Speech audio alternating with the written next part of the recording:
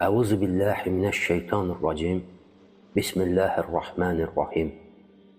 Bugün təqva haqqında danışacağım. Təqva nə deməkdir? Qorunmaq, çəkinmək deməkdir.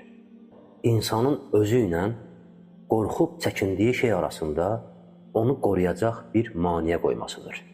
Savabını Allahdan umaraq, onun əmrlərini yerinə yetirmək və Allahın əzabından qorxaraq, onun qadağan etdiyi şeylərdən çəkinməkdir. Təqva dinimizin qayəsidir, hər bir xeyrin əsasıdır. Bu uca Allahın həm əvvəlkilərə, həm də sonrakılara etdiyi böyük bir nəsiyyətdir. O buyurur, göylərdə və yerdə nə varsa Allaha məxsusdur. Biz sizdən əvvəl kitab verilənlərə də, sizə də Allahdan qorxmağınızı buyurduq.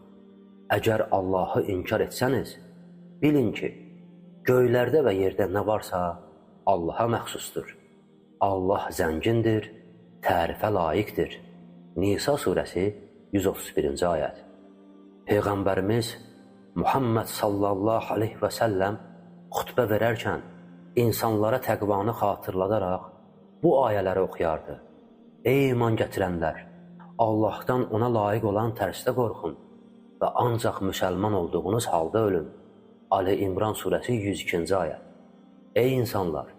Sizi tək bir candan xəlq edən, onun özündən zövcəsini yaradan və onlardan da bir çox kişi və qadın törədib yer üzünə yayan Rəbbinizdən qorxun.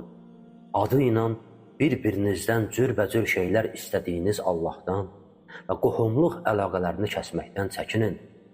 Həqiqətən, Allah sizə nəzarət edir. Nisa surəsi 1-ci ayət. Ey iman gətirənlər!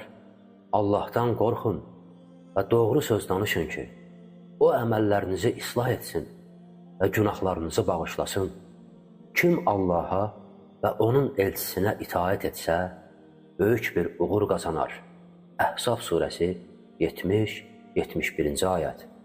Həmçinin Peyğəmbər sallallahu aleyhi və səlləm öz səhabəsinə nəsiyyət edərək buyurmuşdur. Harada olsan, Allahdan qorx, günah etsən, ardından yaxşı əməl et ki, onu silsin və insanlarla gözəl rəftar et. İnsan Allahın buyurduqlarına əməl etdikcə və qadağanlardan çəkindikcə, təqvası və Allah dərgahındakı hörməti artar. Allah dərgahında insanların ən hörmətlisi isə ən çox təqvalı olandır.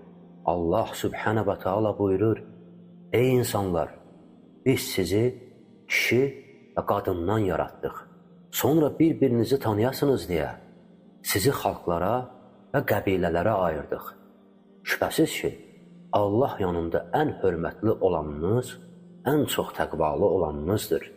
Hücurat surəsi 13-cü ayət.